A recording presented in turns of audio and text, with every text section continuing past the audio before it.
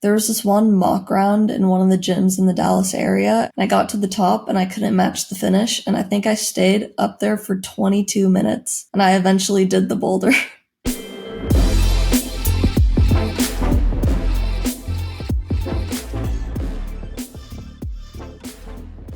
Welcome to the Testpiece podcast. This podcast is about all things high-level climbing, how to go from good to great. I'm your host, Joshua Horsley. I've been climbing for over 30 years. We recently updated our Patreon, and now you get exclusive content from the guests that you love. You get your episodes before everyone else, and they're ad-free. Try it out now at patreon.com/testpiece with a free 7-day trial. Okay, let's start the show. Annie Sanders, welcome to the podcast. How are you doing? I'm good. How are you? I'm good. I know you just came back from training. You were traveling. You live in Texas, right? Yeah, the Dallas area. Not the best training area? It's actually pretty good for like indoor climbing. We have a lot of gyms in the area, but yeah, definitely not the best for outdoor climbing. Yeah, well, it's a good thing you are just an incredible comp climber. I'm sure your outdoors will happen more and more, but you were in Denver and Salt Lake, and I mean, I've heard of those places. I hear Salt Lake maybe even has a training center. Yeah, that's where the USA Climbing Training Center is. So I'm thinking about maybe moving out there. I just haven't really figured that out yet. Well, Annie, I reached out to you a while ago. It was early in the World Cup season. You were just smashing, and you said, sure, Josh, I'll hop on, but let's just wait until the season is over. And I liked your laser focus on the season, and I'm glad you waited because you continue to crush. So first of all, congrats on an amazing World Cup season. Can you just remind me and some of the listeners about some of your better placings this year at the different World Cups? Yeah, so it started in Kachau, where I won. It was bouldering, and then Wuzhang, I got third for lead. And then after that, Salt Lake, third for bouldering. Burns, second for bouldering. And then I think Chamonix, second for lead. And then I won Madrid, which was lead. I wish you just had like your medals and trophies just behind you and you're like pointing to them. You're like, this one was Burn. Annie, good job. First Thank American woman to win a Bouldering and Lead World Cup. Am I correct on that? I think so, yeah. Not a bad season. I just want to share a little behind the scenes. So, I sent you a little form. It's like, hey, just remind me of some of your top placings or how it's going. Just what are some highlights of your career? And I could tell how badass you were when you didn't even mention any nationals where you have won many nationals as well. Yeah, I did win a couple nationals in the past years, but I haven't had to do it since I've placed so well in the World Cup season. So I've been pre-qualified. A little subtle flex there. I don't even tell people about my nationals. Yes, I win them, but who cares? Who's even counting those anymore? I was really impressed with this season. It seemed kind of like a breakout season for you, Annie. I mean, how long have you been on the World Cup stage? This was my third year. How did the first couple of years go? I mean, tough to top this last year you had, but yeah, what was your trajectory like? I mean, the first year I really didn't have any expectations. I was just trying to get out there, get experience, and I kind of surprised myself by making the combined final at the World Championships. And then the second year, I had a pretty rough Olympic qualifying series. But after that, I went to the Innsbruck World Cup, podiumed there. And then I did pretty well in the lead events after that. And then, yeah. And then I won Korea at the end of the year. And then I guess it brings us to this year. I guess the signs that this year were going to be good were actually written on the wall. And remind me, how old are you, Andy? How long have you been doing this for? I'm 18, and pretty much my whole life I kind of grew up in a gym. Wow. When you say your whole life, what do you mean you grew up in a gym? How did it all start? So my mom was actually a climber, so she brought climbing into the family, and that's pretty much what we did our entire lives. We would go on climbing trips. She would bring me to the gym when I was just a little baby. I think the first time I got to the top of a rope wall, I was 1.5 years old. And I was like, I wasn't terrified of like climbing up, but as soon as I looked down, I was like horrified and I would not let go. So someone had to go up there and get me. That's actually pretty classic. I feel like I hear that story a lot. I see that story all the time too. I can tell you 1.5 is pretty young. I take my kids to the climbing gym so that they can have a similar story when they're winning World Cups like you. And the way they get to the top of the wall is I just yard them up. Like it's more of a workout for me. I'm just really pulling them up, and I have seen them freak out at the top. But yeah, that's early, Andy. Tell me more about Texas and the scene there. It actually, while it's not known for a ton of outdoor climbing, I have seen some really strong climbers. Like, who'd you look up to? Who were you surrounded by early on that did well in that area? We had like a pretty strong team. It's still here, Team Texas, and they definitely produced like a lot of strong athletes there. And also some like honorable mentions that really inspired me were Alex Puccio and Claire Burfund. They're super strong. Amazing climbers. Yeah. Still are, honestly. Yeah. Yeah, I guess when I think of Texas, I don't think of it as being a climbing mecca, but then Team Texas is huge. And yeah, and you guys have a bunch of great gyms down there. Yeah, I think we have like, I want to say like 6 gyms in the Dallas-Fort Worth Metroplex area. And yeah, Team Texas trains out of those gyms. And yeah. Well, just for people who maybe don't know their geography super well, they might think, oh, what about Waco? But how far is Waco from Dallas? I don't know exactly, but I think it's around like a 10-hour drive or something like that. Quite far. I remember I was taking a road trip to Austin when I was in college, and I think we drove out of San Diego and we were driving. My buddy was from Austin who I was with. And then we hit the Texas border and he was like, okay, we're halfway there. I was like, what do you mean halfway there? We're in Texas. He was like, yeah, big state. Tell me about competing. Were you always psyched to compete, or was it just something that you kind of got shoved into because, you know, you were there since you were 1? I mean, I was always like pretty excited to compete. I think my first competition was when I was 7, but it was still just like at the local level. I didn't make it to nationals until I was like, I want to say 9 or 10, something like that. That still sounds pretty early, Eddie. I mean, yeah, it is pretty early, but yeah. Yeah. Yeah. What was it like coming up in that scene, and just what do you remember? Like, do you remember it being really exciting? Were you super competitive when you were that young? Was it clear that you were just on this, rocket star trajectory to, heading to the World Cups and doing so well at them? I feel like the trajectory towards the World Cups really wasn't that clear, because when I was little, I wasn't really like, I wouldn't say I was like the best of the best. I was pretty average. It wasn't until I got like a little bit older and I was like winning comps and I was like, oh, maybe I could turn this into my career or something like that. So what changed? Honestly, I have no idea. I guess I just locked in harder, trained harder. Were you always kind of training and, striving to be on the top of the podium? Like you seem pretty mellow, relaxed. But do you actually have like a deep secret ambition and fire that you're like, I'm going to beat everyone around me? I mean, my main goal is really not to like beat anyone else. I kind of just want to be like the best version of myself. Like when I'm competing, I'm not like, oh, I want to beat this person. I'm just like, oh, I want to get to the top of the boulder or at the top of the route. So starting super young, did you guys train, or like, what does it look like being on that team and heading to nationals at 9? What does training look like?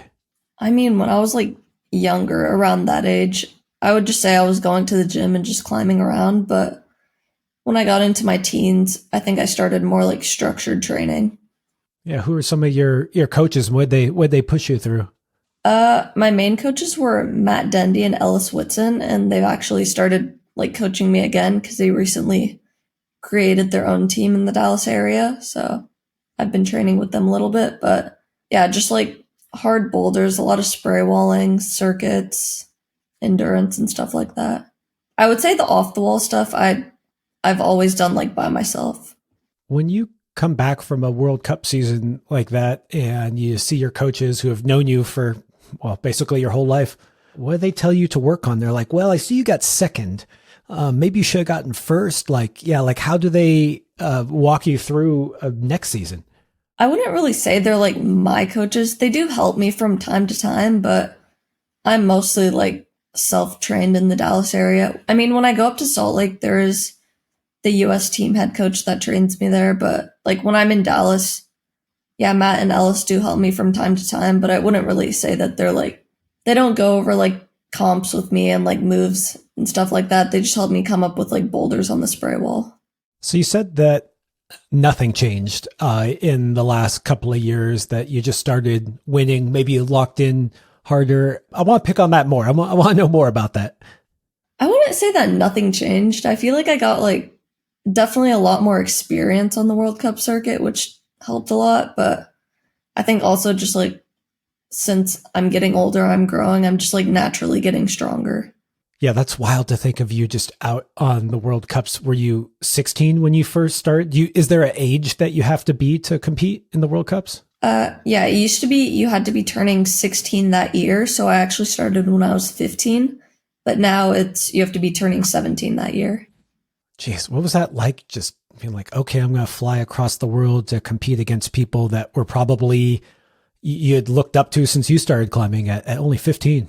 It was honestly super exciting, super cool to like get to travel across the globe, see all these like cool places. And I would probably say I was pretty intimidated my first year because like, I don't know, just seeing all those girls in person that I would like used to watch on TV and now having to like compete against them, it was like pretty crazy. When you came back to America after traveling, you were still competing in nationals and stuff then. Like how did your mindset shift after being at World Cups with the best of the best? Like how did you feel when you walked into nationals after competing on that stage? I mean, it felt pretty much the same. I try to treat like every comp similarly. Try not to like put too many expectations on myself. I guess not like focus on what everyone else is doing, just like focus on myself. How do you do that when you're heading into finals with, you know, the people around you that you have looked up to? I mean, it's easy to say like focus on yourself, but do you have any practical ways to do that? Or do you ever get distracted and be like, oh gosh, look at how good Yanya's doing. I need to flash that boulder too. I mean, it can be a little bit distracting when some of these girls do like crazy moves in ISO. Like, whoa, they're so strong. But I definitely do try to distract myself in ISO. Me and my coach, like, sometimes we'll just like play games and goof around before like finals or something, maybe play cards. Yeah, I'm still amazed that you kind of just have chugged along, and as you got into 15, 16, 17 and now 18, they just had this steady progression. I guess rather than ask you what changed, maybe I should ask you, what have you been doing the whole time that has led to each year going better than the one before it? Honestly, just like training. I mean, I know it sounds simple, but yeah, just like getting up, putting in the effort each day, even if I don't want to. And I train 5 days a week. It depends how long each day, but I would say like a good range would be like 5 to 8 hours, something like that. I do physical activity pretty much every single day. I swim on my off days, but yeah, like climbing related training, I would say 5 to 8 hours each day, like 5 days a week. What's your favorite thing to do for training when it's climbing? I mean, if it's not climbing, I would probably say like lifting weights. I really enjoy lifting.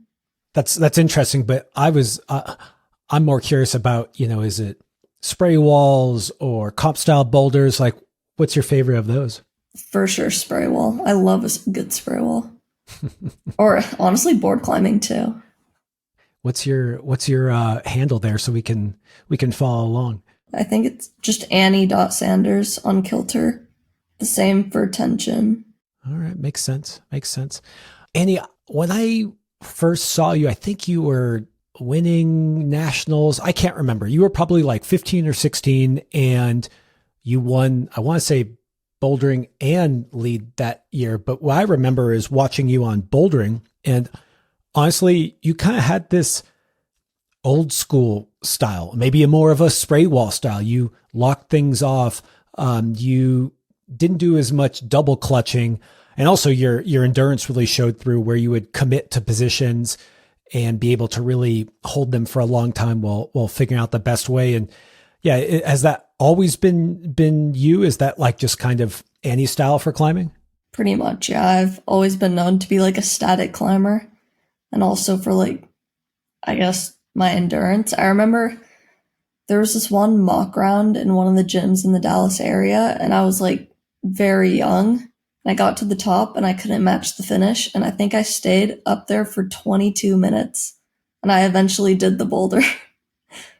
Okay, that's ridiculous. That's a really long time. I'm surprised they let you stay there for that long. I mean, I think I was like the last climber, so nobody else was waiting for the boulder. Endurance is great. Being static and strong is great. Modern competition bouldering doesn't seem to reward that. Or maybe it does, because you're winning. Like, what do you think about your style and how it matches up with the current comp setting? I mean, it honestly just depends on the competition. Like, each competition has their own style of setting. Some competitions are more compy and some are more like basic and pretty straightforward. So yeah, it honestly just depends. Do you actively work on being able to handle those more compy? It's funny because when you say compy, I assume you mean dynamic, coordination. And it's just funny that we use that word, compy, to describe it, which shows you how pervasive it now is. Like, is that even a weakness for you, or do you use your other strengths to kind of manage that style? Because it seems like you make it through your own way. I mean, a lot of the times I do try to use my strengths to like manage through it, but more often than not, it honestly like hurts me in a competition, because I mean, I honestly don't get to practice this style as much as I want to, but I think that's changing a little bit with my training situation. So I'm hoping to like work on it quite a bit in the future. Do you enjoy that compy style movement, and it's just something you haven't been exposed to as much, or do you think just like it will always be kind of second fiddle to your classic style? I mean, hopefully it's not like second fiddle. I want to like get better at it, try to like be the best that I can at it, but I would say I don't enjoy it when I don't understand it. Like, when you understand the movement, it can be like extremely fun, but yeah, it can be frustrating when you like don't understand it. You've been competing, I mean, at least on the national stage for, sounds like 9 years, but on the world stage for at least 3. Has the setting changed in that time? Are we seeing more of those type of movements, or do you think the pendulum is swinging the other way towards a more basic style of climbing? I would say it's like pretty similar. I mean, I think with the Olympics, it did get a little bit too like parkour-y, but after that, I think it went back to a little bit more basic. And I think we're like starting to see a lot more variety now, which is super nice. Yeah, I say something like the pendulum is swinging back the other way, but I feel like that's the wrong way to look at it. It's like it used to be really basic style. Then maybe it got very compy style or dynamic or coordination. It's not that we'll like ever go back. It's more like, are they incorporating more of those classic elements and combining them into some new category that has a little bit of everything? Yeah, it definitely seems like that. And also they're just like, now they're just making the boulders harder and harder, just trying to push us to our absolute limits, which is super nice. I don't think anyone like loves a flash round. I think we all enjoy being pushed to our limits. When you say the flash round, you mean where it's like basically everyone flashes all of the boulders, even in finals? Pretty much, yeah. I feel like qualifiers, that happens a lot, but I think semifinals is usually like a good level, and finals, but sometimes it can be like a pretty easy flash round. Yeah, the last comp I watched was World Championships, and you were in the finals. And I want to say Orion flashed 3 of the 4 boulders. Her and Yanya absolutely killed it, that comp. Yeah. So what do you do if you know that a round is going to be kind of more based on, I was going to say based on tries. It's kind of often based on tries, but just how does your approach change when you go like, ooh, these ones are easier? Or how do you even know that these ones are going to be easy? Is it when you view them? Is it when you start hearing, the early people that go out flashing? Like, how do you handle those types of rounds that are flash rounds? I think it's just like mainly by looking at the boulders, just being like, oh, that seems like something I could do pretty quickly. So yeah. And also like when the girls go out and start topping the boulders pretty fast, it can be a little bit nerve-wracking. It's funny that you do know that they're topping the boulders. Aren't you in ISO? We're like right behind the wall, so we could hear the crowd and pretty much, yeah, like everything. Do you think that'll ever change where ISO will actually be ISO? I don't know, probably not. I mean, like, for example, in like Burn, the isolation was in a completely different building, but for like the round, since they needed us to be like ready to climb, they just had us sit right behind the wall just to wait, which is like pretty much how every comp is. Quick break while I tell you about today's sponsor. Thank you to all the patrons who help make this show possible. Join them so you can get episodes early before anyone else, and those episodes are ad-free. As a patron, you also get to submit questions for upcoming guests. The answers to those questions are only available to patrons. Follow the link in the show notes to join now. You also get access to a private Discord where you'll find me and other people who want to go from good to great. Okay, back to the pod. So you wish the boulders were harder. Is that something that you hear echoed by a lot of the other competitors? I wouldn't say that I would like wish they were harder. I just like the main thing I want is just like variety and boulders that aren't extremely easy. And if they're hard, that's like great. Since those dynamic moves are tricky for you, and I say tricky, I mean, again, you've won multiple Bouldering World Cups, but maybe it's just not your first fiddle. What do you like tell yourself when you go into onto a boulder that isn't your style? Like, what's the self-talk to make sure that you do the best you can on it? I try to tell myself just to like commit 100%. Like, I don't know, just give it everything I have since I have literally nothing to lose. When you say that, it almost feels like it has a double meaning, because when I think of compy style movements, one of the tricks behind them is they really require a physical commitment, where oftentimes the older school style of really locking something off, it's about kind of owning a position and being strong through it versus kind of leaping, having like a leap of faith. Yeah, can you just tell me more about like what it means to shift in that style for you? I try to like treat every boulder pretty equally, try to give like 100% commitment. And yeah, whether it's just like a static style or a dynamic style, yeah, I try my best.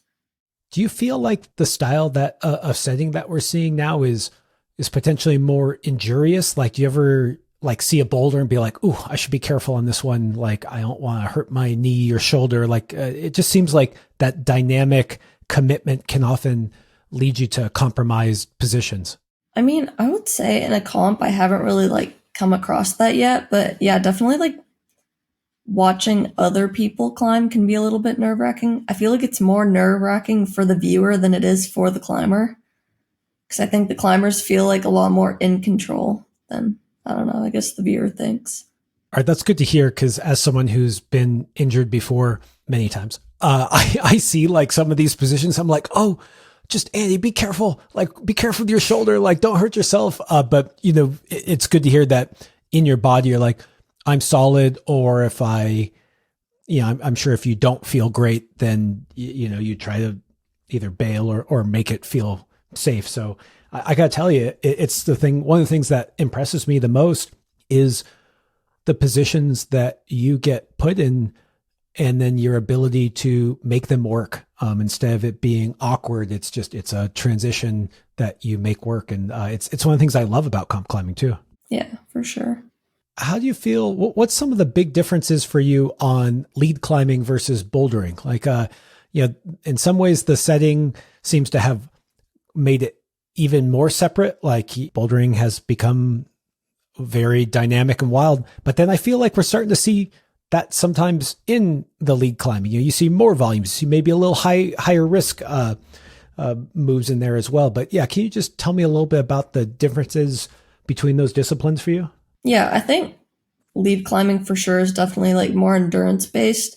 There is definitely a lot of risk that comes with it, especially in like comp climbing, but I would say, yeah, mainly just like endurance and pure strength based and technique as well. Whereas bouldering is like physical and physically hard and like powerful and stuff like that. Is there one that you feel like you gravitate more towards? No, I like pretty much like grew up doing all three disciplines actually, so it's really hard for me to choose between boulder and lead. What's the third discipline? There's a third discipline? Speed climbing. Oh yeah, speed climbing. Yeah. Tell me more. Do you still speed climb? No, I quit after like 2021, I think, Youth Worlds. Is that literally right when you found out that in Paris they wouldn't have speed climbing as a combined event? Yeah. Interesting.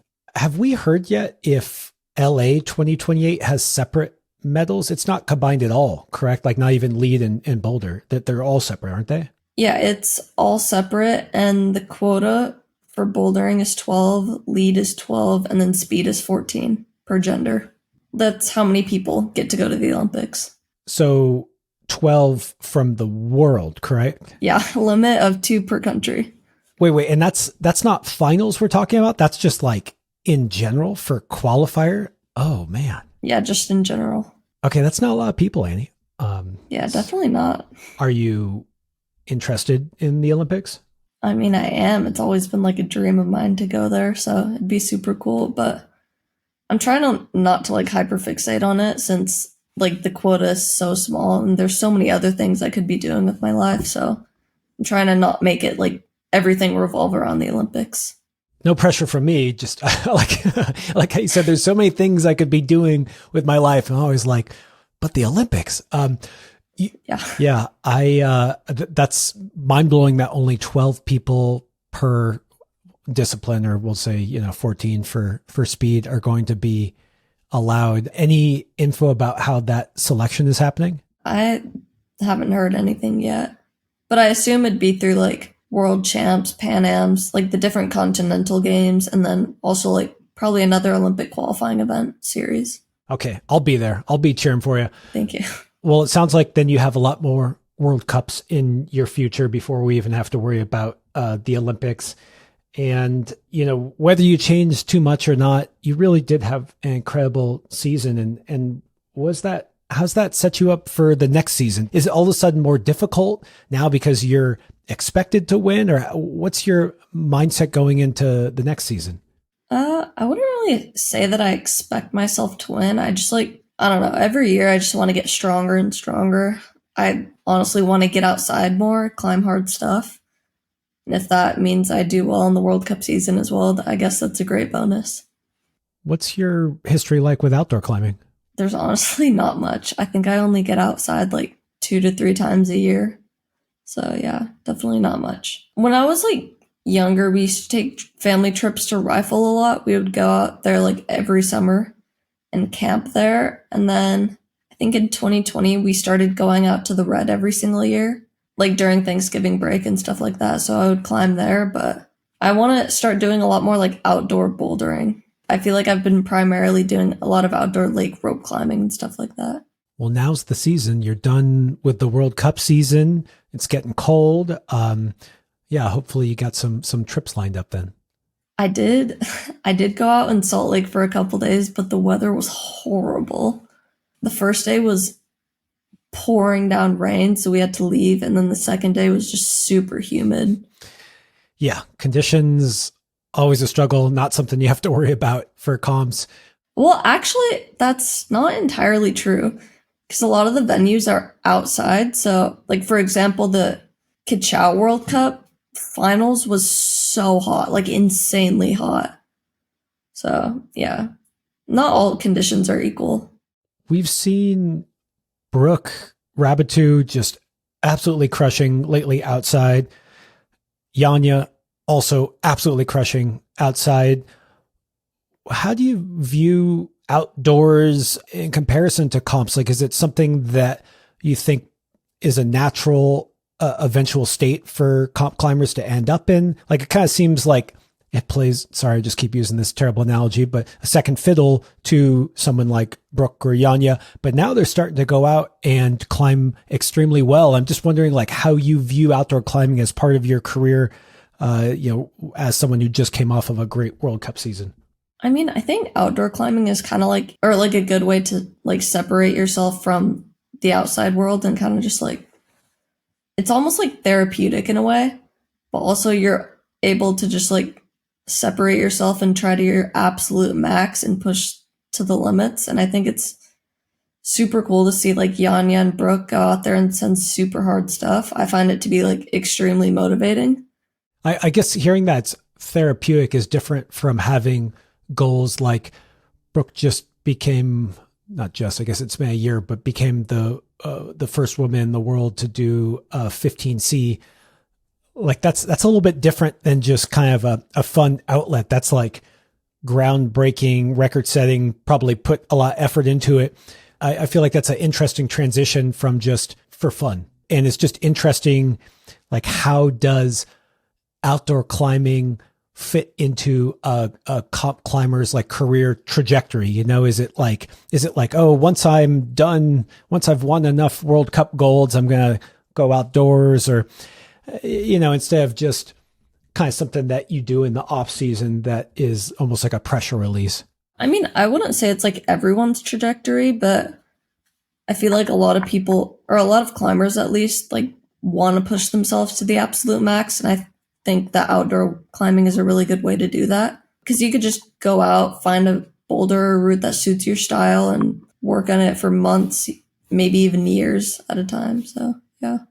Well, I'd like to see you get outdoors, but it seems like you've got a lot of comp climbing still in the near future. And on that note of Yanya or Brooke, what's it like to step out on stage with those people who not long before you were looking up to, and now you're trying to beat? How do you shift your mindset from maybe someone that you have looked up to and wanted to emulate to someone that you're not just trying to emulate, but you're trying to actively be better than in the moment? I mean, honestly, competing against them is like super inspiring. I think it's cool to compete against like girls that strong that share the same passion that I have. So yeah, it's always just like inspiring to go out there and like get to compete with them. You don't feel intimidated ever? I guess I would feel, no matter, I mean, maybe this is why you're a champ. You know, I guess I would really struggle to make that shift from someone that, because sometimes when you look up to people, you kind of put them on a pedestal, and you think that they're somehow separate or different from those around you because they're the champs. But then to make that shift and to start coming out and competing against them and winning is not an easy mindset shift to make. Honestly, I would say I've never been super intimidated by them. I've always just like been in awe. I like that. You're not even intimidated. Well, I guess this also kind of comes back to what you were saying earlier, where when you step out on stage, it's not about beating those around you. It's about doing the best you can do.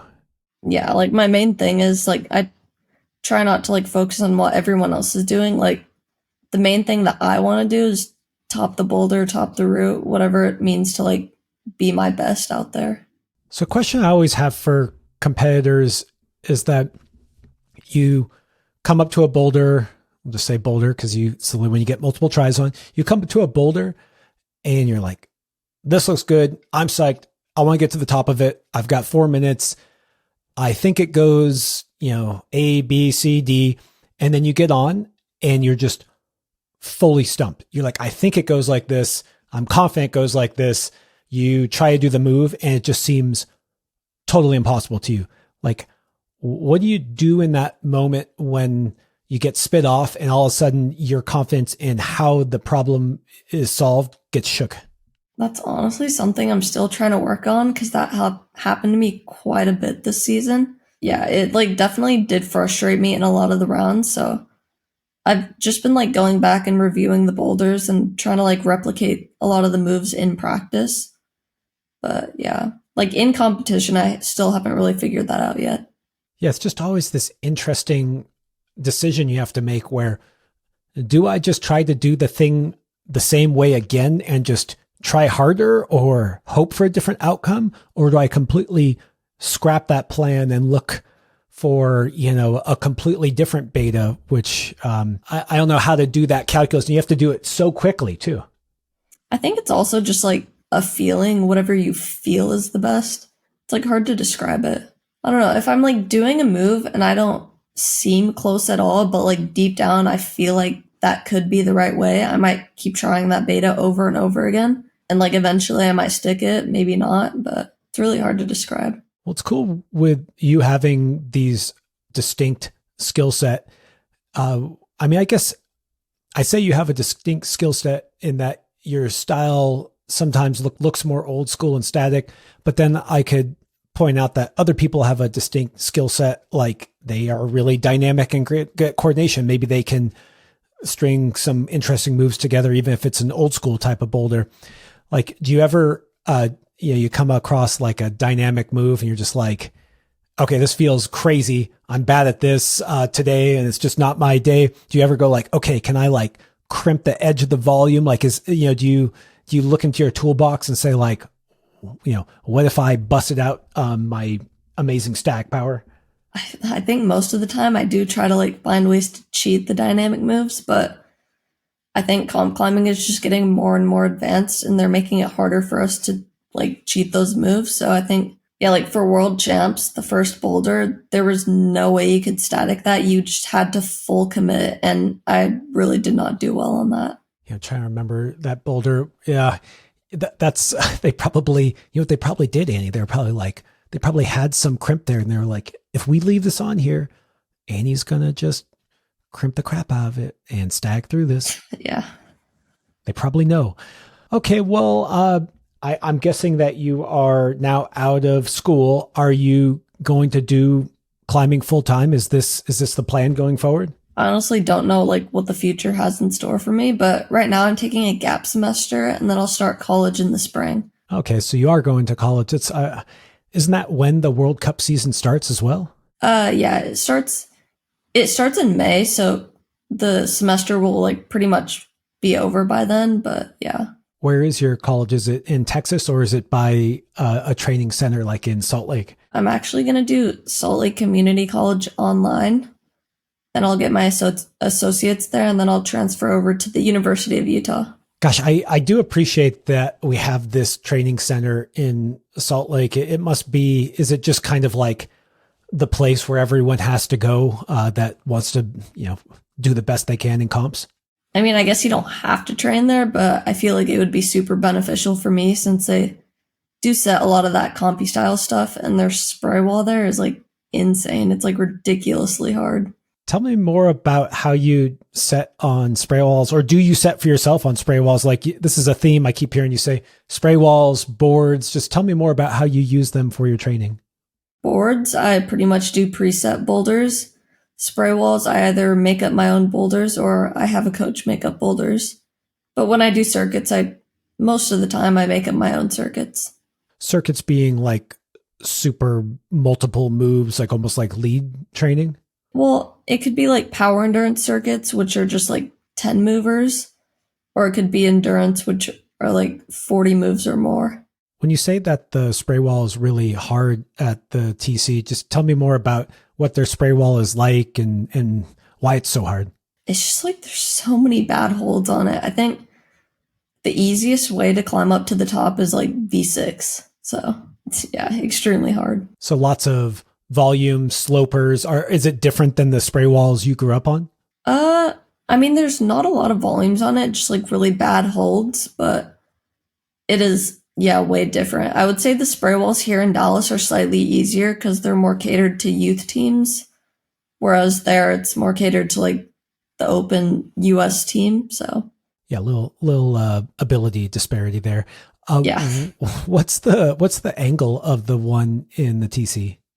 Salt Lake, I'm not entirely sure. They have 3 different angles. I think the steepest is either like somewhere between like 45 and 50, I want to say.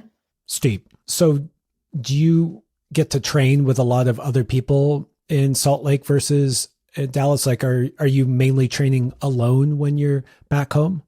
Back at home, there are like a few pretty strong boys here that compete at the national level, so I train with them a little bit, but more often than not, I'm like training by myself. That's incredible that you've done so well, often training by yourself. I guess I've always been the kind of person that if I want to do my best, I try to be around people that are even better than me. Although I guess that's tough for you to find. Yeah, but I mean, good job. there's a lot of strong people in the Dallas area. Well, I think it's cool that you're going to spend more time in Salt Lake. I'm sure there's lots of strong people in the Dallas area, but boy, there's a lot of strong people in the Salt Lake area, and having that facility that promotes comp climbing specifically seems like a no-brainer for you. Yeah, it'd be super nice to move out there. I'm hoping maybe next year, hopefully. You can do it. It's you're free now. No high school. That's true.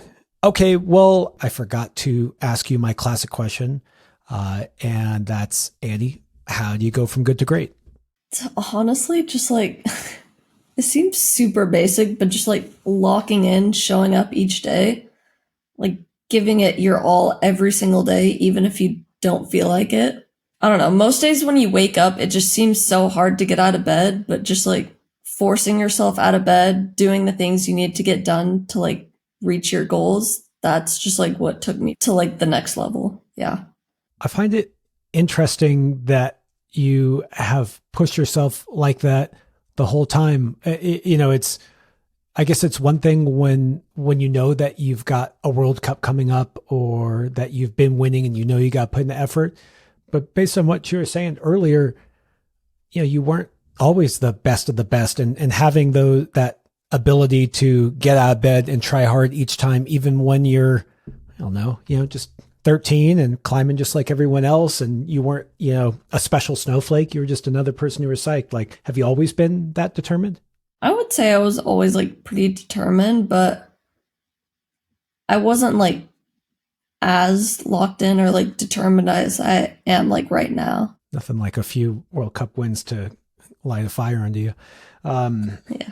Yeah, that's interesting. It's funny because I find it's easier to push hard and show up even when you don't want to, when you feel like success is right around the corner or you're actually already having success.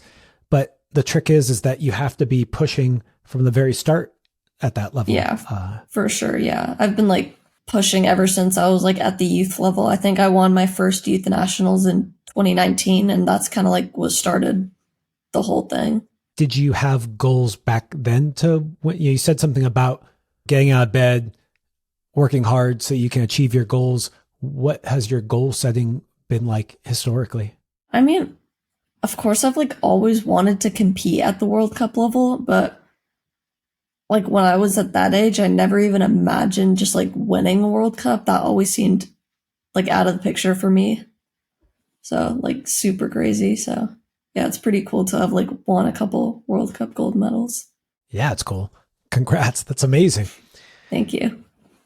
Well, I'm going to really enjoy watching your trajectory continue because yes, you've been doing well. I mean, heck, you just said that you won nationals back in 2019. So there's been plenty hints that you are doing really well, but boy, you had a breakout season and you're still only 18. And it seems like you're still have that mindset to get up and to push hard every day. And just congrats, Annie. Looking forward to seeing more. Thank you. All right, Annie, I've got a few quick Patreon questions for you. If you want to hear that Q&A and other extra behind-the-scenes content from this episode and others, head over to patreon.com/testpiece to sign up now. Patrons also get their episodes early and ad-free. There's hours and hours of bonus content there to help you on your own path of going from good to great. Still not sure? There's a free 7-day trial for you to check it out. And to help the show grow, please share this episode with someone who would love it. Okay, see you next week.